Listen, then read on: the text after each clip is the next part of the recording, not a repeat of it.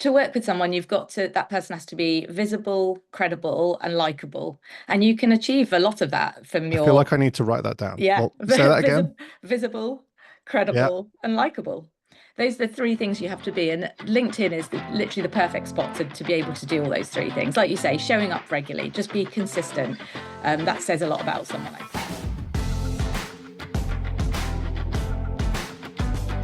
Hello and welcome back to the Private Client Podcast. My name is Charlie Shammy. I'm an independent financial advisor at Glams IFA and co-founder of the Private Client Network.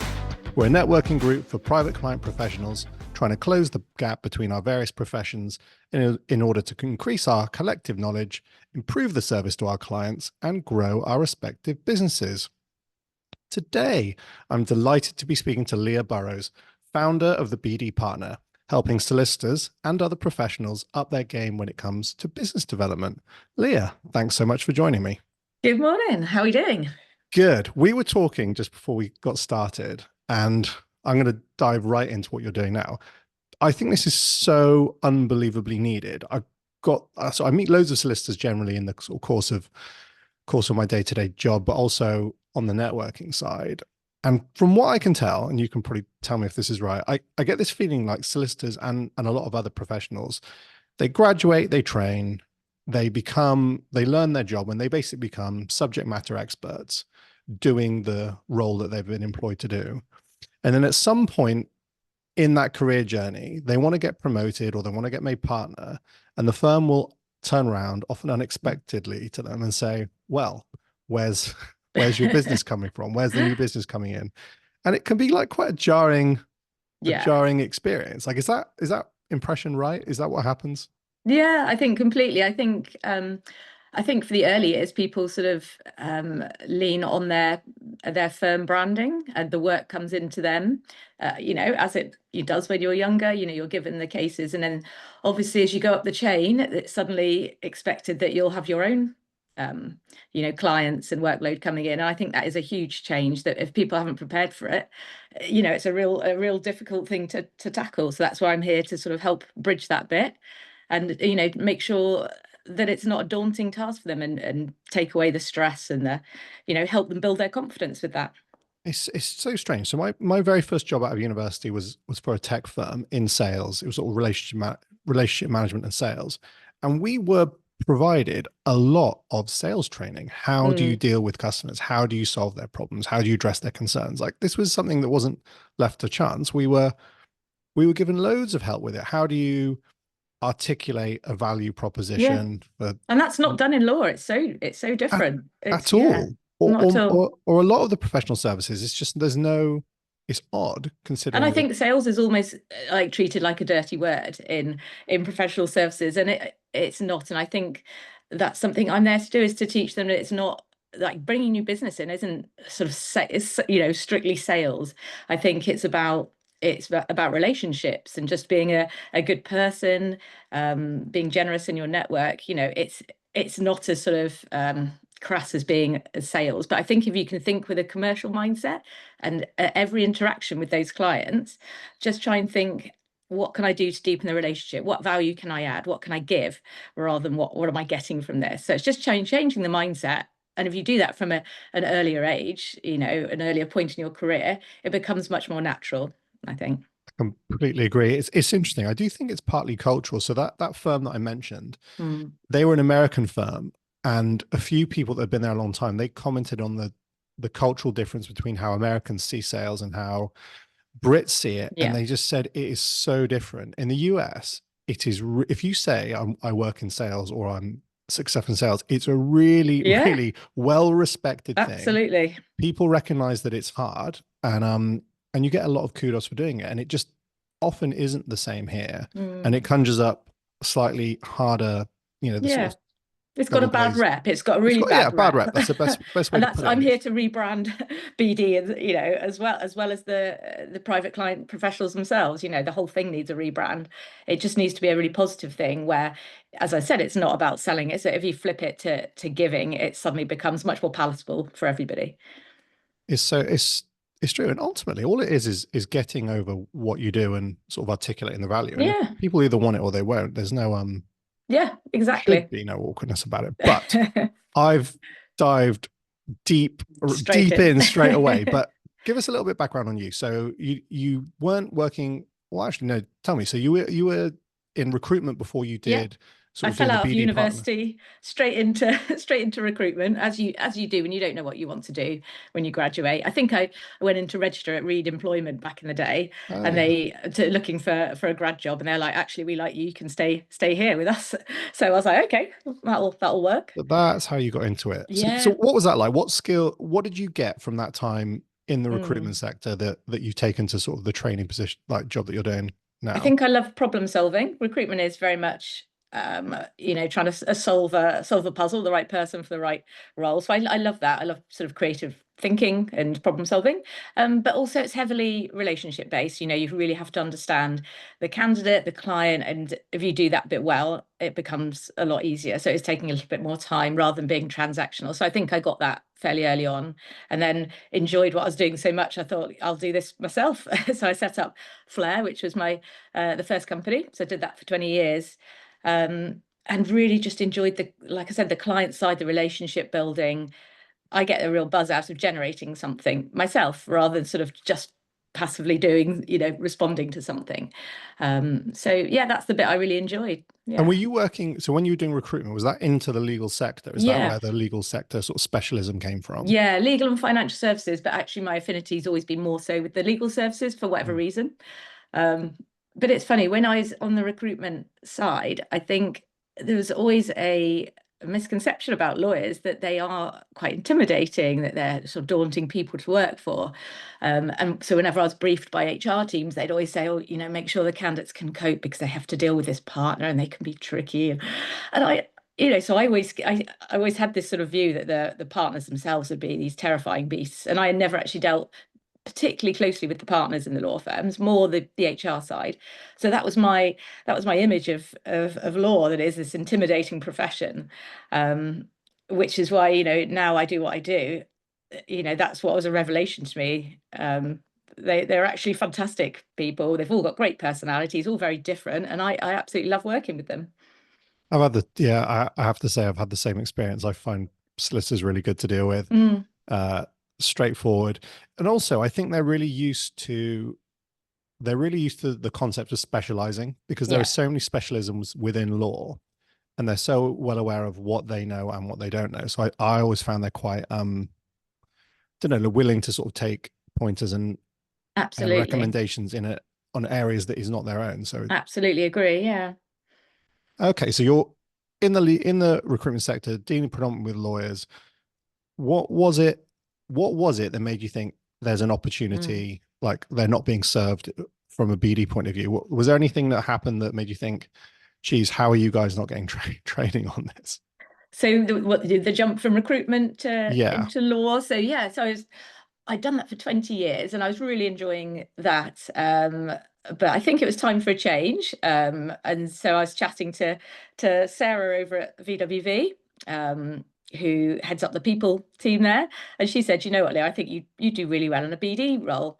And it's something I hadn't thought about before, but I thought, you know what, this could be a good opportunity. Let's try this. So I joined VWV, and it was quite a broad business development role, but the bit I really enjoyed when I was talking to the partners was showing them, building their confidence up and energizing them again, showing them how to fall in love with what they're doing and being proud of it, and just yeah, taking away the sort of scary side of BD that I think a lot of them have. I see it's something I just sort of spotted when I started this BD role, and that was the bit that I was really drawn to, just seeing the difference I could make by spending a bit of one-on-one time with each partner, and just showing them easy hacks. Like you don't go to events looking to come back with 7 business cards. That's not what it's about. You don't need to do that. It just be intentional, pick a few people that you really want to build closer relationships with, and show them the love, get to know them, offer them more value, that sort of thing. What do you think it would do to sort of an aspiring partner's career Mm. if it's something, if the BD side of something of law is just something you can't get your head around? Do you think it would have an impact longer term career wise? Yeah, I think certainly partner level plus, you're going to be disadvantaged, especially if others are playing the game well, Yeah. investing in their personal branding, and you're not. You are going to be left behind. I think internally there's going to be judgment, I think, from others if you're not pulling your weight. So I think you really do need to be out there doing that from part, I think from all the way through, to be honest. I think Yeah. the sooner you start doing it. But yeah, I think it could affect your career for sure. I think there's some partners I know. I think sometimes, I don't want to speak for all the law firms because they do all vary and cultures are different and everything. But there are definitely some senior partners that I don't want to say they're exclusively on the BD side, but kind of. Mm, They're sort of yeah. their juniors or either the junior partners or their sort of senior associates are doing all the heavy lifting in terms of the client output work, Mm, and they end up in a more relationship management, dare yeah. I say it, BD role. I mean, not all, but that definitely is something Because that I think happens. it's a skill that is harder to find in law firms. So the few people that do enjoy the relationship building and have that confidence, I think they obviously use them to do that more than the others. I think might as well sort of leverage their skill set. But I think if more of them can be doing it, then the more work's going to come in, and it doesn't have to land on one person's shoulders. No, it doesn't. It's interesting as well. I had a client meeting last week. So someone mid level, sort of in one of the large big four accountancy firms, potentially knocking on the door of partner and sort of talking to their manager about it, and sort of said, "Oh, what is it that I need to be doing to sort of make that jump?" And then their manager turned around and said, "You need to bring in £1 million worth of business a year." And Out it of nowhere. Yeah, a little bit. And I mean, that seems like a huge amount. Obviously, clients in that space are quite valuable, so maybe Mm, it's more attainable. But still, this is quite a strange moment that happens in a lot of professional mm, services industries. So take me through it. If you're a solicitor, accountant, investment manager, yeah. whatever the background is, you're really good at your job. As I said, subject matter expert, but you've not done BD before, or you're taking your first sort of tentative steps. If you're working with one of those people, what is it you do with them? What do you go through with them? I start with their sort of aims and ambitions. What do they want to be doing? What sort of work do they want? What do they want less of, more of?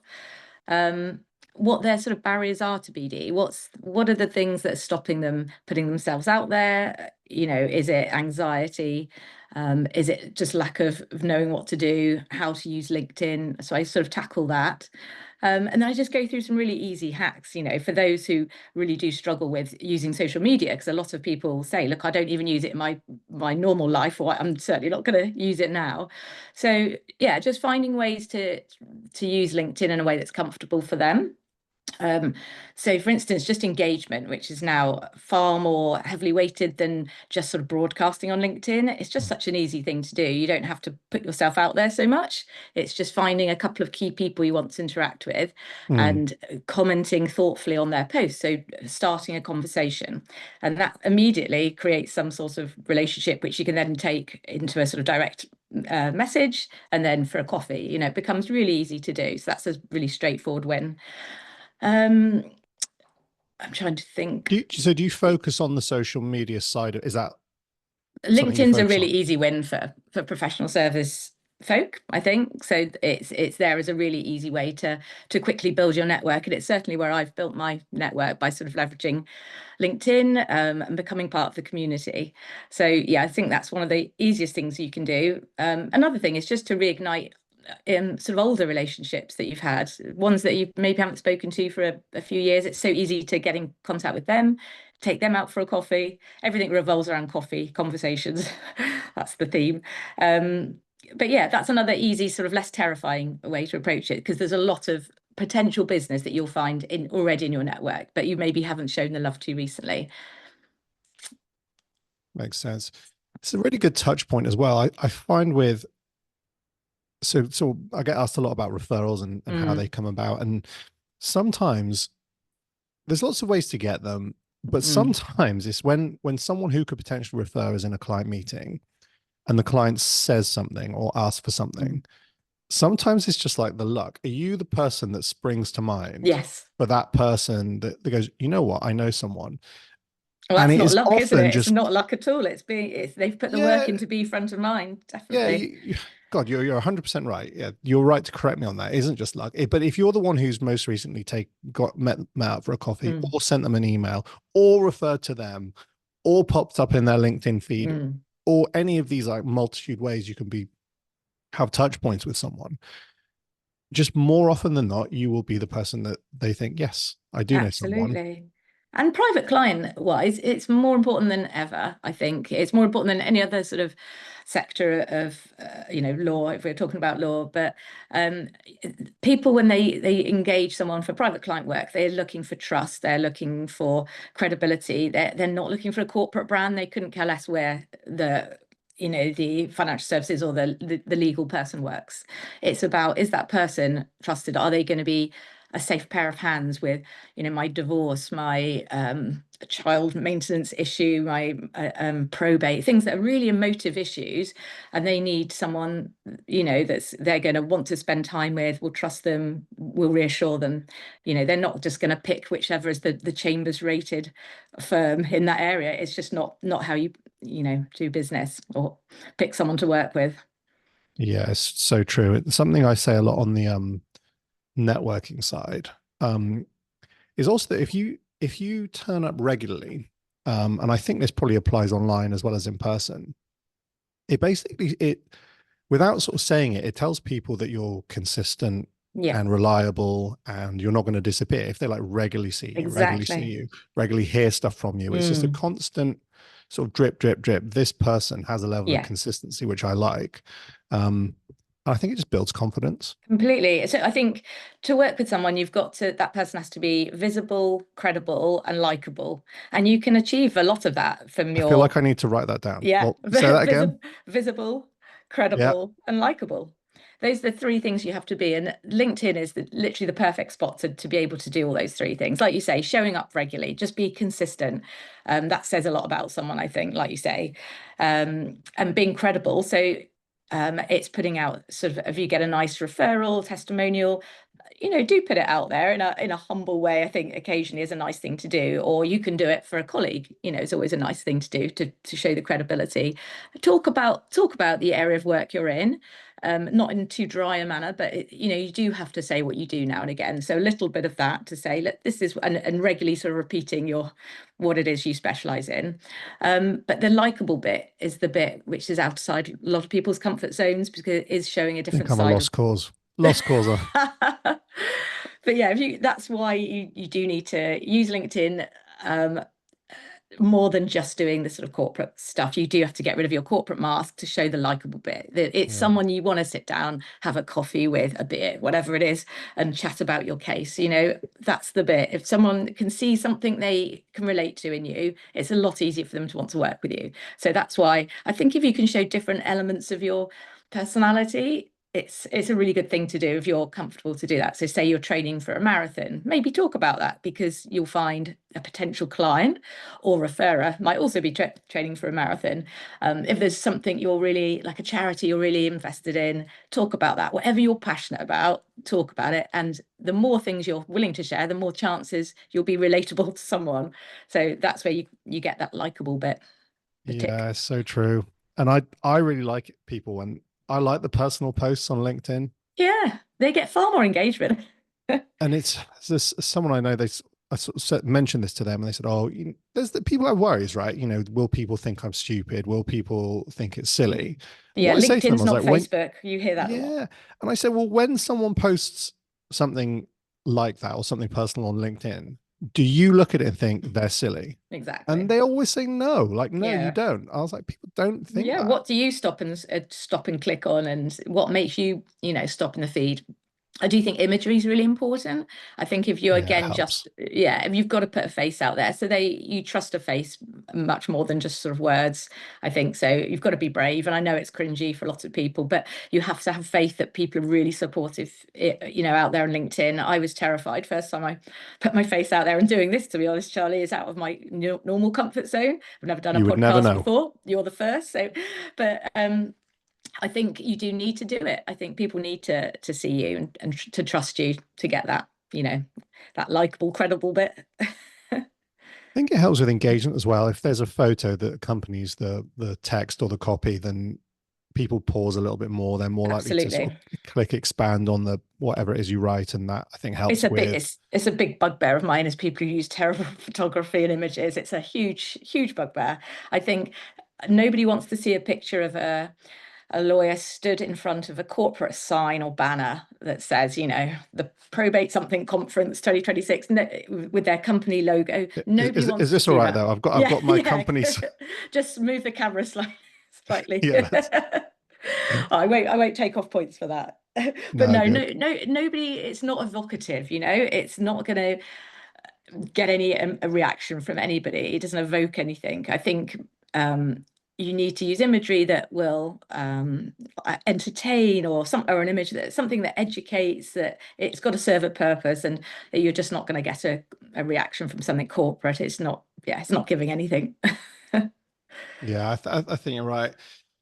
So so how do firms engage with you? So if there is a firm, and geez, how every law firm is not doing this, I do not know. If they're thinking, right, we need to give some of our senior associates and partners Yeah. help with the BD side of things, how is it delivered? Like, how do Yeah, you there's help? there's different ways. So I can do a sort of one-off session to give people a bit of a BD boost, as I would call it, and I'll spend 90 minutes, a couple of hours with them, and really get to grips, like I said, with what they want to do, what's stopping at the moment, what some easy hacks for them, and take them through some best practice, set them some goals and habits, and teach them how to do things that can fit into their day really nicely. It's not a huge change for them.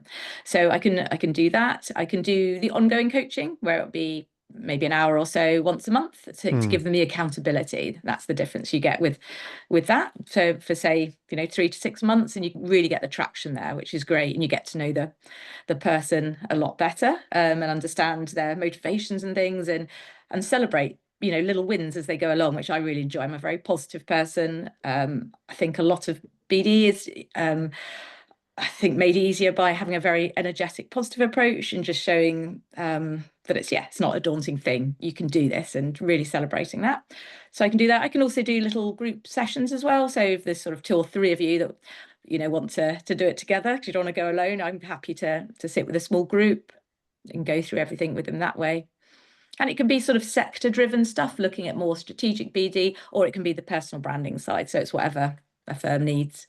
And it can be legal services, financial services. You've all got the same sort of audience, especially private client um, Yeah. audiences. It's the same thing. You've got to be dealing with that trust element. So that's central to what you're doing. And the relationships is absolutely key. So let's take let's take LinkedIn Mm, for a second. And you know what we're saying about consistency and showing mm. up.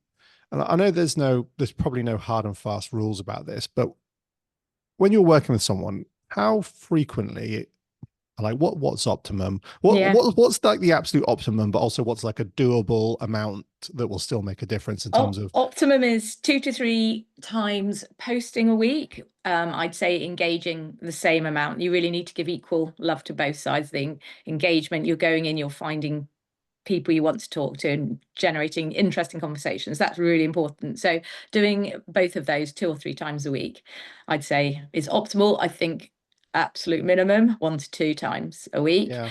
But it doesn't have to be much. The first time I put a post on LinkedIn, I was in my old company, and I spent hours writing something, and I was literally shaking, sweating. I'm not joking. Literally, it was a terrifying prospect. And I got my whole team to read through my post 3 times. Have I done anything wrong? So Hmm. the whole process was traumatic. And I eventually sort of nervously hit post. And funnily enough, there wasn't Armageddon. People were really nice. It got good traction. Um, so and now it doesn't take me 2 seconds to I trust my instincts with what to post. I just go with my gut, whatever I'm authentically thinking about at the time. So Yeah. I don't post for the sake of it. I don't just do something every day because I feel I need to.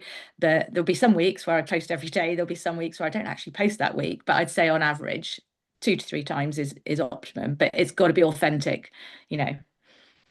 The plus side about doing the authentic, going the authentic slash personal rather than the technical, Mm. I'm sure solicitors think this, but I think about this regularly from a financial advice point of view. It's actually sometimes harder to craft the technical one because Yeah. you've got to be more compliance minded, um, accuracy, and then disclaimers as well. And Yeah. there's nothing that can rob a post of its zing Yeah. than the sort of a risk warning at the bottom. Yeah. And everyone's Um, risk averse in law and financial services. It's a yes, I mean, you it's- can. I try and be as general as possible. Talk about things people should be thinking about rather than any. Like I never talk about specific courses of action. But if you're doing a slightly more informal slash personal one, then there's a yeah. compliance person that's going to It's comment your on own this. boundaries, isn't it? And it's your Yes. own IP. I always say that to people. No one owns the IP to your story. It's yours. Tell it how you want to tell it. But you don't have to get permission, seek permission. And But what, actually, personal branding in general, I think people don't realize this. They worry that they're going to do the wrong thing by their firm, and that is a huge, barrier to them. I think that's, certainly lawyers are very risk averse by nature. So I've I think noticed.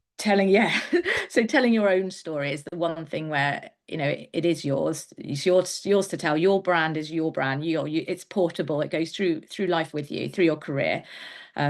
Make sure you invest in it and curate it the way you want to curate it. Don't feel you have to sort of fit into a mold. Yeah, it makes sense. Do you? I know I'm gonna let you go soon, but I've got one other question. Do you to what extent do you recommend like racking them up and like for scheduling posts to go out at certain times? Because I I can don't imagine that's actually, a lot I easier from don't, a yeah. doing it point of view. Like if you carve out the time to like write some posts, then doing more than one once you've extracted yourself from all the other things you have to do and It's then an racking economy them of up. scale, yeah. Do you recommend that? I don't tend to do that personally, but I think some people do who are time poor. Yeah, If it works to be efficient with it like that, absolutely. For me, I'm so authentic that I literally write when I get the yeah, the, the vibes, and where other people like to be more ordered with it, and they'll have something that could apply anytime that week. It could be a bit of case law or something. But I tend to just go with how I'm feeling, but it's up to everyone. And if it makes sense to just sort of bash out 3 or 4 posts, mm, absolutely do that, because it's a way of still making sure you're getting that consistent traction. So yeah, it's whatever works for people. It's very bespoke. I've thought of another question. Yeah, go for it. How do you feel about AI helping with drafting? Yeah, that's a really good question. I've used it at times to help me with inspiration for things. Yeah, I think you usually need to have the seed of the idea yourself, but I think once you've got that, and it's all about how much prompt you put in, isn't it? If you put in a lot of the prompts and they just it helps you craft it, especially if writing isn't your forte, it's not for everybody. I think it's fine to use it, but just try and put your sort of signature on it as much as you can, your style of writing, because that's what's your, shows your personality, and imperfection wins every time over AI perfection. yeah. People like that. They like to see the nuances of how you write and how you put yourself across. But I think, by all means, use it to brainstorm ideas. Say, right, give me some post ideas. I want to talk about, I don't know, high net worth engagement strategy or something. I don't know. Use it, and but then bring it back to you, so it's got your personality on it. I have actually used it to I've basically sort of half written the post, but it just does not it just did not roll off the tongue. No. It was not seamless. And I just put it in and said, this is what I want to say. Can you make it better? Yeah. And it did, and it just turned Yeah. it in. It was basically exactly what I had said. Yeah. Just it sounded better. And And I if was like, you'd put in all that work into it is yours. It's just had a little bit of tweaking, which is fine. I think if you literally sit back and say, write me a post on this, and you give it nothing, I think that's yeah. really lazy personally. But, it's not adding any value to the community, because people already know that it will be a template. It's got to have your own thoughts to make it something unique and special. I think if you're reading a lot of AI generated stuff, you do notice kind of, and I don't mind it because it can be really useful. But if it's too bland, you can find yourself skipping past, I think, Completely. sometimes. Put some humor in it, use humor. I think people are too scared and nervous around humor. Use it and being perfect, like I say, show vulnerability. It's hugely engaging to show vulnerability. I think people like to see that life's not always easy for everybody, that the career can be difficult. Again, in private client work, you're going to have quite emotive work at times, and talk about that, talk about the challenges around it. People like that. They don't want to just see, I've ranked this in my chambers thing, blah blah blah. They Yeah, don't just want to see that. They want to see the ups and the downs. Then it's genuine it's and you're cool. It's so likable. useful. It's really useful. How do if people want to get in touch, how do they find you? I'm all over LinkedIn, as you'd expect. Of course. So by all means, drop me a comment or link in with me. And my email address is leah@thebdpartner.com. So I'll drop me an put email. I'll put it in the show notes as well. I'll put Amazing. your LinkedIn in handle and everything. But thank you And so much can I for give you, I was going to say, can I give you one tip, my biggest tip for yes, everybody listening? definitely. The two Absolutely. biggest things you can invest in your career and life, I think, is your health and your community. And community is like your network as well. So, if you go out there and build relationships, it will see you good, I think, and the community will support you. So do invest in it. My biggest BD tip. I Community. couldn't agree more.